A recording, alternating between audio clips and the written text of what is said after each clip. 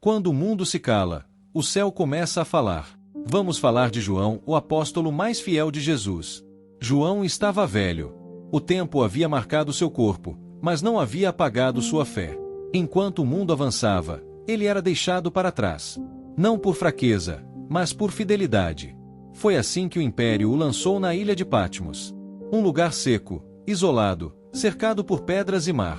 Para os homens, Patmos era punição. Para João, parecia o fim. Ali não havia igreja. Não havia irmãos. Não havia aplausos. Só silêncio, vento, solidão. Mas existe um segredo espiritual que poucos entendem. Quando o barulho do mundo se cala, a voz de Deus se aproxima. João não estava em Patmos por crime comum. Ele estava ali porque se recusou a negar aquilo que seus olhos viram e seu coração experimentou. Ele caminhou com Jesus Cristo, ouviu suas palavras, viu a cruz, testemunhou a ressurreição. E decidiu permanecer fiel, custasse o que custasse. O mundo tentou silenciar sua voz com o isolamento, sem perceber que estava preparando o cenário para a maior revelação da eternidade. Naquele lugar onde tudo parecia perdido, algo estava prestes a acontecer. Algo que mudaria não apenas a vida de João, mas o destino da humanidade. Porque Patmos não seria o fim, seria o começo. No próximo capítulo, você vai descobrir qual foi o verdadeiro crime de João, e por que amar a Cristo ainda tem um preço. O crime que o mundo não perdoa. O verdadeiro crime de João não foi político. Não foi rebelião. Não foi desobediência civil. O crime de João foi amar até o fim. Ele se recusou a silenciar o nome de Jesus Cristo. Enquanto o império exigia adoração aos seus deuses, João continuava proclamando que só havia um Senhor. Enquanto o medo calava multidões, ele falava de amor, perdão e vida eterna. João não anunciava um Cristo distante. Ele falava de alguém que tocou, que ouviu, que abraçou. Falava daquele que lavou pés, que chorou com os que sofriam, que morreu numa cruz e venceu a morte. E foi exatamente isso que o tornou perigoso. Porque regimes não temem armas. Temem verdades vivas. Por isso João foi afastado. Separado da igreja. Arrancado do convívio humano. Lançado ao esquecimento, como se sua voz pudesse morrer no silêncio. Mas o que eles não sabiam é que Deus nunca permitiu que o silêncio fosse ausência. O silêncio seria a preparação. João caminhava pelas pedras, sentia o peso da idade, o cansaço do corpo, a saudade dos irmãos. Em alguns momentos, talvez tenha perguntado em silêncio: Senhor, por quê? E é exatamente nesse ponto, quando a pergunta nasce, que Deus começa a responder. Porque antes da revelação, vem o silêncio. Antes da glória, vem a espera. Antes da voz, vem a solidão. E João estava prestes a descobrir que aquela ilha não era castigo. Era cenário. Você vai entrar no silêncio de Patmos e descobrir o que acontece quando um homem fiel ora, e o céu começa a se mover. O silêncio onde Deus se aproxima. O silêncio de Ilha de Patmos não era vazio. Ele era pesado. Era profundo. Era o tipo de silêncio que obriga o coração a falar.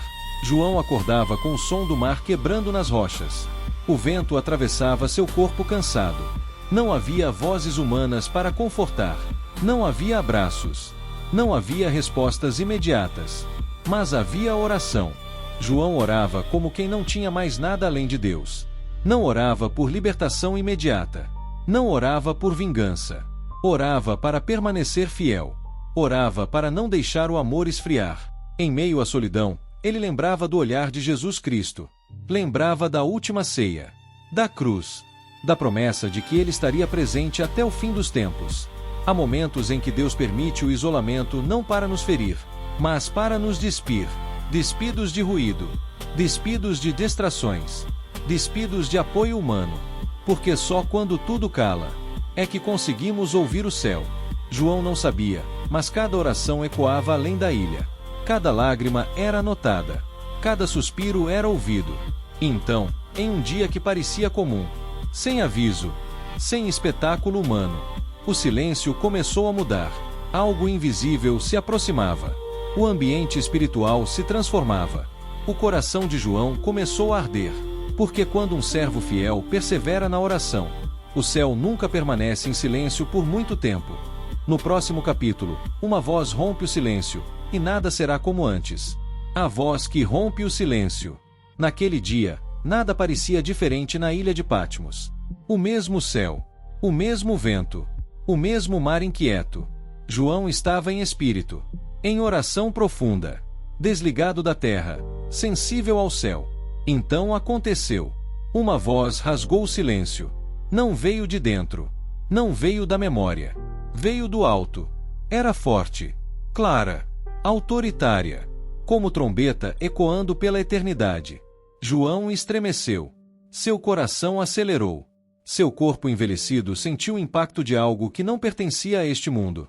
Aquela voz não perguntava. Ordenava. Não pedia atenção. Tomava tudo. Eu sou o Alfa e o Ômega. Ao ouvir isso, João soube. Não era um anjo comum. Não era uma visão passageira. Era o próprio Jesus Cristo, agora revelado em glória. João se virou lentamente. Cada passo parecia pesado. Cada segundo, eterno. O exilado estava prestes a ver aquilo que poucos olhos humanos suportariam. O Cristo que ele conheceu na humildade. Agora se revelaria na majestade. Porque quando Deus fala, o passado e o futuro se encontram. O tempo se curva. E o homem percebe quão pequeno é, e quão grande é aquele que fala. João ainda estava de pé, mas não por muito tempo. O que seus olhos viriam a seguir o faria cair, não de medo, mas de glória. No próximo capítulo, João vê o Cristo glorificado, e o impacto dessa visão muda tudo. Não saia. O Cristo glorificado. Quando João finalmente se virou, seus olhos viram algo que palavras humanas mal conseguem sustentar. Não era mais o mestre cansado das estradas da Galileia. Não era o homem ferido da cruz. Diante dele estava Jesus Cristo em glória absoluta. Seus olhos eram como chama de fogo, nada escondido, nada oculto. Sua voz soava como muitas águas, poderosa, contínua, impossível de ignorar. Seu rosto brilhava como o sol em pleno meio-dia. Em suas mãos, autoridade. Em seus pés, domínio eterno. João tentou permanecer de pé, mas não conseguiu. O corpo cedeu. As forças falharam. Ele caiu como morto. Não por terror, mas porque a glória de Deus é peso demais para a carne humana. Aquele que reclinara a cabeça no peito de Jesus agora estava prostrado diante do Rei do Universo. O mesmo amor, agora revelado em majestade. Ali, no chão frio de Patmos, João entendeu algo que mudaria tudo. O Cristo que foi rejeitado na terra reina soberano nos céus. A cruz não foi derrota. Foi trono. Enquanto João jazia prostrado, uma mão tocou nele. A mesma mão que acalmou mares. Que tocou leprosos. Que venceu a morte. A revelação ainda não havia terminado. Na verdade, ela estava apenas começando. No próximo capítulo, Jesus toca João e diz palavras que atravessam séculos. Não temas. A mão que levanta e a voz que acalma. João ainda estava prostrado. O corpo no chão. A alma tomada por reverência. A glória era intensa demais para suportar. Então, ele sentiu o toque. Uma mão firme, viva, real. A mesma mão que um dia foi traspassada agora repousava sobre ele. E a voz falou, não como trovão desta vez, mas como quem conhece o coração de quem ouve. Não temas. Essas duas palavras atravessaram o medo, o tempo e a eternidade. A glória que derruba é a mesma que levanta. O Deus que revela sua grandeza também revela seu cuidado. Era Jesus Cristo, o primeiro e o último. Aquele que esteve morto, mas vive para todo sempre. Aquele que segura as chaves da morte e do inferno. João começou a respirar de novo.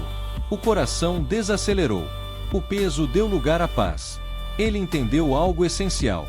A presença de Deus não vem para destruir o servo fiel, mas para fortalecê-lo para a missão. Jesus não apareceu para impressionar. Apareceu para confiar algo precioso. João ainda tinha trabalho a fazer. Ainda havia palavras a serem escritas. Ainda havia esperança a ser anunciada. O exilado não era inútil. O idoso não estava esquecido. O silêncio não era o fim. Era o começo de uma revelação que mudaria o mundo. No próximo capítulo, Jesus ordena João a escrever o que vê, e assim nasce uma mensagem eterna para toda a humanidade. Escreve, porque o céu falou. João ainda sentia o toque da mão que o levantou. O coração, agora firme. A alma, desperta. Então, a voz voltou a falar, não como trombeta, mas com autoridade serena. escreve. Não era um pedido. Era uma ordem divina. João entendeu naquele instante. O que ele estava vendo não era apenas para ele. A revelação precisava atravessar gerações, alcançar povos, tocar corações que ainda nem haviam nascido. Cada visão tinha propósito. Cada palavra carregava eternidade. O céu não estava revelando segredos por curiosidade, mas por misericórdia.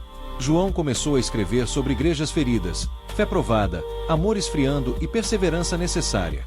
Escreveu sobre juízo, sim, mas também sobre esperança. Sobre o mal que parece vencer por um tempo, mas jamais governa o fim da história. Ali, naquele lugar improvável, nasceu o livro do Apocalipse. Não como um livro de medo, mas como um lembrete poderoso. Deus continua no controle. Enquanto João escrevia, ele compreendia algo profundo. O fim não pertence às trevas. O fim pertence ao Cordeiro. Cada palavra era pesada. Cada visão, intensa. Mas o propósito era claro: fortalecer os que permaneceriam fiéis em tempos difíceis. João já não era apenas um exilado. Era um mensageiro do Eterno. Mas as visões não haviam terminado. O que ainda estava por vir revelaria dor e uma esperança maior do que qualquer sofrimento. No próximo capítulo, João vê dor, juízo e lágrimas, mas também descobre a promessa que muda tudo. Não. Entre lágrimas e esperança. Enquanto João escrevia, as visões se tornavam mais intensas. O céu lhe mostrava aquilo que muitos não gostariam de ver: guerras, perseguições, corações endurecidos, a dor de um mundo distante de Deus. João viu irmãos sendo provados, viu a fé sendo atacada, viu o mal se levantando com força. E por um momento, parecia que as trevas avançavam sem resistência. As lágrimas escorriam pelo rosto daquele velho apóstolo. Não eram lágrimas de medo. Eram lágrimas de compaixão. Ele entendia, a revelação não era para assustar, mas para despertar. Deus não mostrava o juízo para gerar desespero, mas para lembrar que nada acontece fora do seu controle. E então, no meio da dor, a visão mudou. João viu algo que fez seu coração respirar novamente. Um novo céu, uma nova terra, um Deus que enxuga toda lágrima. Uma promessa onde não há mais morte, nem dor, nem separação. Ali ficou claro: o sofrimento tem prazo, a dor tem limite, mas a vitória de Deus é eterna. João compreendeu que o fim não seria marcado pelo caos, mas pela restauração. Não pelo domínio do mal, mas pelo reinado do Cordeiro. A mensagem era clara: quem permanece fiel, vencerá. Mas ainda faltava algo importante. João precisava entender por que tudo aquilo havia acontecido, e o que Patmos realmente significava. No próximo capítulo, você vai descobrir por que Patmos não foi prisão, mas altar, e como Deus transforma a dor em propósito. Patmos, quando a dor se torna altar. Com o passar das visões, João começou a entender algo que antes estava oculto. A ilha de Patmos nunca foi apenas um lugar de castigo. Ela foi escolhida. Nada ali aconteceu por acaso. Nem o isolamento, nem o silêncio, nem a solidão. Deus havia transformado o exílio em altar. Onde os homens viram abandono, Deus preparou o encontro. Onde Roma tentou calar uma voz, o céu decidiu amplificá-la. Patmos se tornou o lugar onde a dor foi convertida em revelação, e a solidão se transformou em missão. João percebeu que não estava ali apesar da fidelidade, mas por causa dela. Há lugares em nossas vidas que parecem atrasos, mas são treinamentos. Momentos que parecem perdas, mas são preparações. João já não perguntava por quê. Agora ele entendia para quê. Cada lágrima derramada em Patmos regou palavras que atravessariam séculos. Cada noite solitária preparou uma mensagem que sustentaria gerações perseguidas, cansadas, quase desistindo. Deus não desperdiça dor. Ele a transforma em propósito. Patmos não foi o fim da história de João. Foi o ponto onde sua vida alcançou a eternidade. Mas ainda faltava uma última coisa. A revelação precisava sair da ilha e alcançar corações como o seu, como o meu. No próximo capítulo, a mensagem de João atravessa os séculos e chega até você. O final é para este tempo. A voz que atravessou os séculos. João terminou de escrever. As mãos cansadas, os olhos marcados por lágrimas e glória, o coração em paz. Aquela mensagem não era apenas para as igrejas do seu tempo. Ela atravessaria impérios, perseguições, gerações e chegaria a este exato momento. Chegaria até você. Tentaram silenciar João com o exílio. Falharam. Porque quando Deus fala, nenhuma ilha é distante demais. Nenhuma voz fiel é pequena demais. Nenhum tempo é esquecido. João viu o fim e descobriu que o fim não pertence às trevas. Pertence ao Cordeiro. Ele aprendeu que o amor não perde, que a fidelidade não é em vão, que o sofrimento tem prazo, mas o reino é eterno. O mesmo Cristo que falou com João ainda fala hoje. O mesmo que disse não temas continua dizendo agora.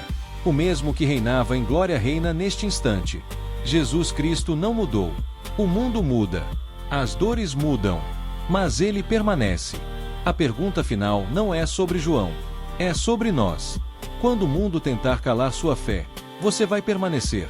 Quando vier o silêncio, você vai continuar orando. Quando a dor parecer injusta, você vai confiar. Porque a história de João prova uma coisa: quem permanece fiel, vence. Se essa mensagem falou com você, curta, compartilhe e escreva nos comentários.